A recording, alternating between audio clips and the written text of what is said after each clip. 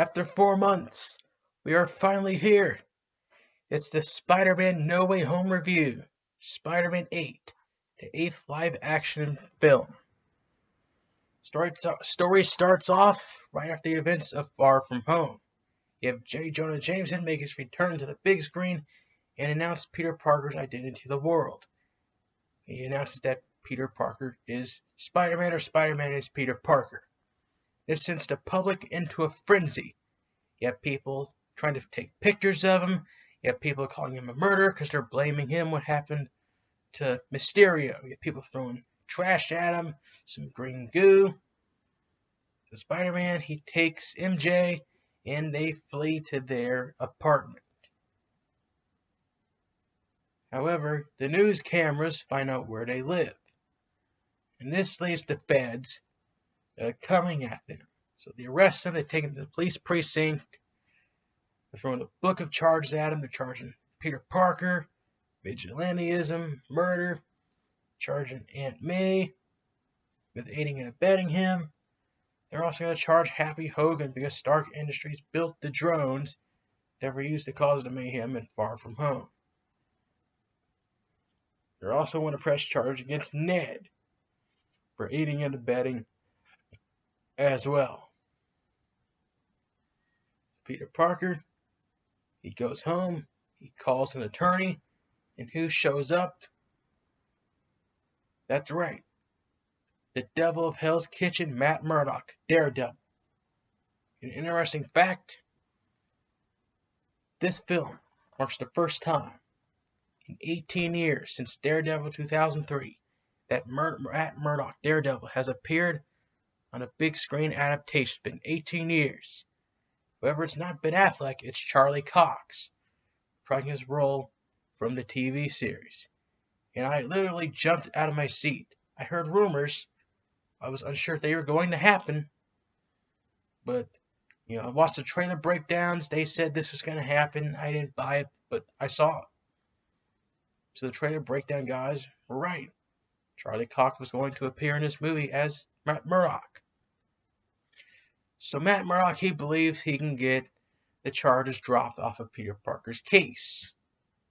However, he's not too sure about Happy Hogan or the others involved. So as desperate as Peter Parker is, he goes to ask someone for help make this situation disappear. That is Doctor Strange, Stephen Strange. Alright? He wants Strange to make a spell so that everything can go back to normal. So Strange says, okay, it's a risky spell. I don't like you, kid, but there's something we can do about it. I'll cast a spell, and I'll make everyone forget that you're Spider-Man.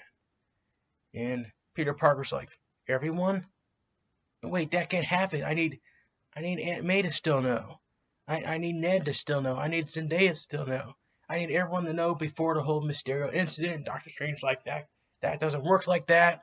Stop, you're changing my spell 6 times, and then a giant explosion happens as it got quantum matter spat across all the room. And the multiverse has been broken up into pieces. Things seem normal at first. However, outside in New York on a bridge, Dr. Otto Octavius, Dr. Octopus, and Green Goblin attack New York. So Spider-Man goes there. Otto Octavius uses his claws, he grabs Spider-Man by the throat, rips off his mask. He says, wait, you're not Peter Parker. And Spider-Man's like, yes, he is Peter Parker. And he's like, no, you're not. I had Peter Parker by the throat. All of a sudden, I'm here. Because this is the multiverse. We're bringing in someone else into a different universe. Dr. Otto Octavius, who's being portrayed by Alfred Molina, makes his return. He dealt with a Peter Parker in his world. But that was not Tom Holland. That was Tobey Maguire. Spider-Man 2. So he's confused. Spider-Man's confused. And all of a sudden, the Goblin bomb drops. There comes the Green Goblin. And before he's able to explode, Peter Parker, Dr. Octopus, Doctor Strange, who he does his little sling ring thing, and he brings them into the Sanctum Sanctorum. Doctor Strange, he imprisons Dr. Octopus, and he explains what Peter Parker did wrong. He was like, Peter Parker, we've run the spell. It broke the stability of time and space, and now everybody from every universe who knows who Peter Parker is Spider-Man is coming into this universe. He's already captured the Lizard. He's already captured Dr. Octopus. So he sends Peter Parker out to fetch the Green Goblin. Capture the Green Goblin. Spider-Man needs help. He brings in his friends Ned and MJ. So Doctor Strange, he just disappears. He lets Parker clean up his own mess here. So Parker gets a phone call from Aunt May saying that someone that Peter is looking for is in her work. I think she works at a shelter. So we get Willem Dafoe back in this movie as Norman Osborn, the Green Goblin. And he goes to try to assist. He goes and visits Aunt May because he needs help. He's lost. And before Parker can get to Norman Osborn, he goes into the woods. Alright? He doesn't encounter the Goblin there. He encounters Electro and the Sandman. He brings those guys back to the Sanctum Sanctorum, puts them in a cage, and then he goes and finds Aunt May. Aunt May's like, you gotta help Norman here, he's lost, he doesn't know where he's at. Parker's like, I don't think that's a good idea. He's not really my problem. What does he do? He helps out anyways. He brings in all the Spider-Man villains into his apartment. Brings in Electro, brings in Sandman, Otto Octavius, the Green Goblin, the Lizard. Pretty much all in his apartment. One big happy family. Electro is able to sense a power source there. Alright? It's a miniature arc reactor that we saw in Iron Man 2. He senses it, and so does Osborn. And together they conspire a plan against Peter Parker. And they attempt to steal the arc reactor. And Peter Parker can sense it with his spider sense. This movie does well with it. Kind of digs deeper into his spider sense. They haven't really touched on that a whole lot. But he can sense the tension in the room. He tries to stop their Green Goblin, but it's too late. Electro bolts for the arc reactor. Dr. Octopus, the Lizard, they all escape and they go their separate ways. Sandman goes with Electro. And Goblin and Peter Parker as Spider-Man, they start battling each other throughout the apartment complex. They fight their way down to the lobby. Aunt May sees what's going on. She tries to assist by injecting Norman Osborn with an anti-serum, but it didn't work. And Norman Osborn impales Aunt May with his glider, killing her. Just like Norman killed himself in the first Spider-Man film with his own glider. So he kind of learns from his mistakes here. Just for good measure, he throws a goblin bomb, blowing up the apartment complex. And Peter Parker's just in an emotional rage, like I've never seen before. His face is really serious, a tear down his eyes, like he doesn't know what to do. He's kind of furious here. Alright, so we go to Ned's house. They're all waiting for Parker. It's been a long day. They haven't seen a word from him. They're worried. They don't know where he's at. So Ned, he uses Doctor Strange's sling ring to cast a spell to find Peter Parker. So he does. And out comes Peter Parker. But not their Peter Parker, but Andrew Garfield's Peter Parker from the Amazing Spider-Man series. And when I saw this, I was shocked. Because for a year, Garfield said that he wasn't going to be in this movie. It looks like he'd lied. And I thought this was cool. I was a huge fan of the Amazing Spider-Man series, and when they canceled that series, I was kind of furious. It was bitter. They were trying to tell the story of what happened to Peter Parker's parents, who killed Uncle Ben, and we never got to figure out what happened. Who's the Sinister Six? Who's the gentleman? We never figured that out. And I was like, oh man. They did the whole Captain America Civil War thing, thought they rushed Spider-Man in there too quickly. But I eventually grew on to this adaptation of Spider-Man.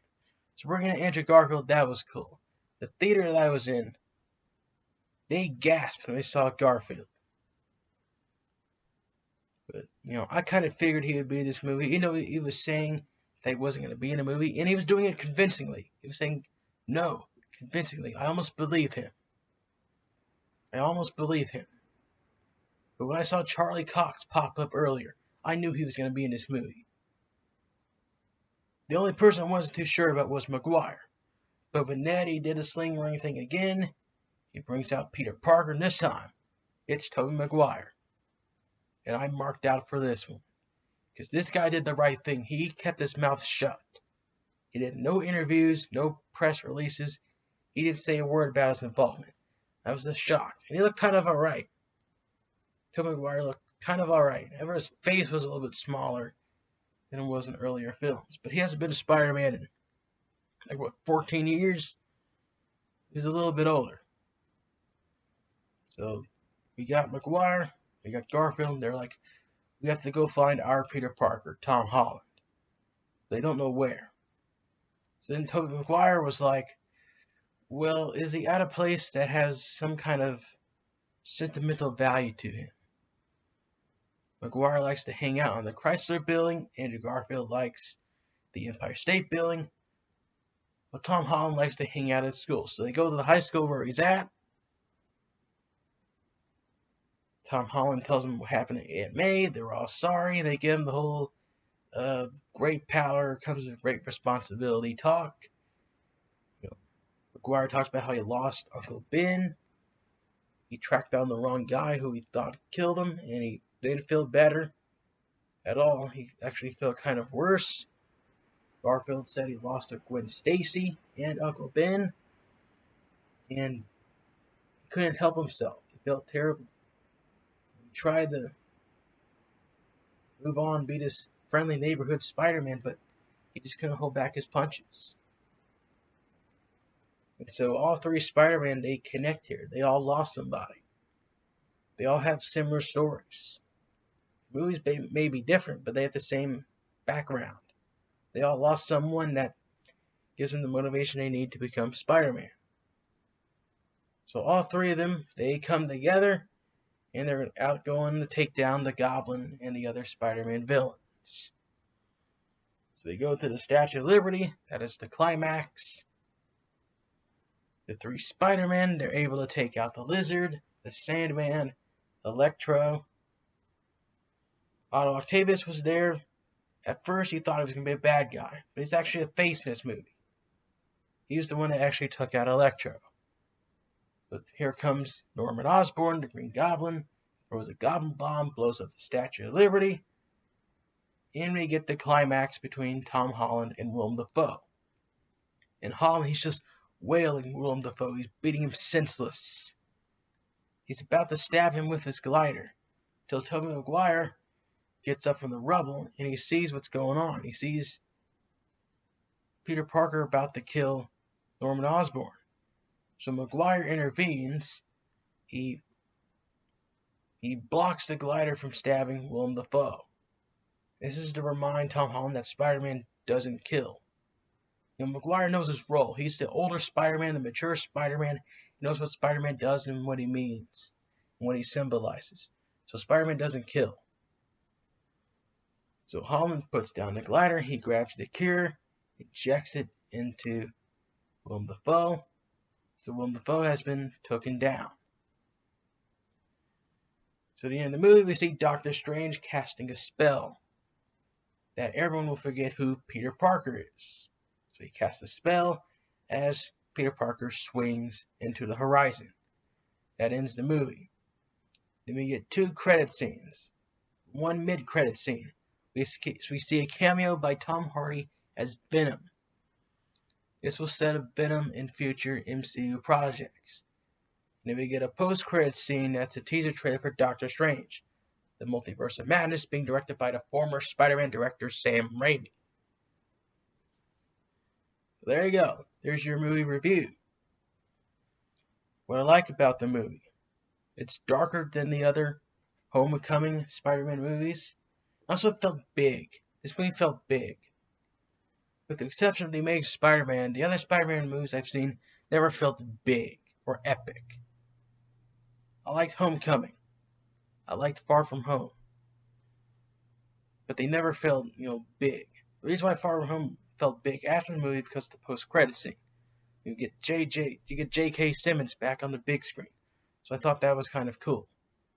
This one felt big. You had to see these movies in theaters, if not you would miss something that you'll never see again. That was something that the other Spider-Man movies did not have. This movie had Days of Future Past vibes and Endgame vibes as well.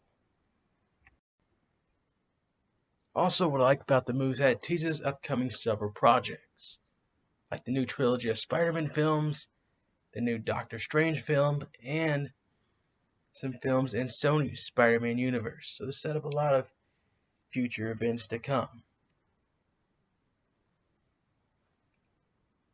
Another thing that I like about this movie is that we come to a conclusion, we come to closure. Alright? Tom Holland, he gets the motivation that he needs. A lot of complaints about the other Spider-Man films that they say that Tom Holland never really had enough motivation. They don't know his origin. What drives him to become Spider-Man. But this film and the other two make up his origin. The Homecoming trilogy is his origin story. It's a long-running origin story. This is Spider-Man's origin. All three of these movies make him become Spider-Man. The role models of Doctor Strange, Nick Fury, Tony Stark, the death of Aunt May. They're the ones that give him that drive. They're the ones that make sure he is responsible to take on the mantle as Spider-Man. Where instead, as before, he was reckless. They want to be more. They want to be more responsible with his actions instead of being reckless with his powers like he was before. All right. You also get closer to the other Spider-Man.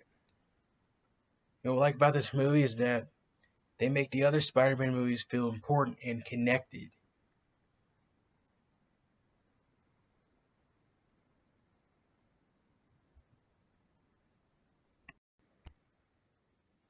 Instead of just rebooting the Spider-Man movies and pretend like those movies never happened, which is pretty much what the other Spider-Man movies did. We had the Amazing Spider-Man series. They rebooted what Sam Raimi did, and then this series kind of rebooted what Mark Webb did. Alright. But this had to be the plan since Homecoming. This had to be the plan. This film needed to happen. They needed to make the other Spider-Man movies feel important, give those guys some closure. When the Amazing Spider-Man series was rebooted, like I said, I was just furious. I was bitter. I was not against the decision to bring Spider-Man into the MCU.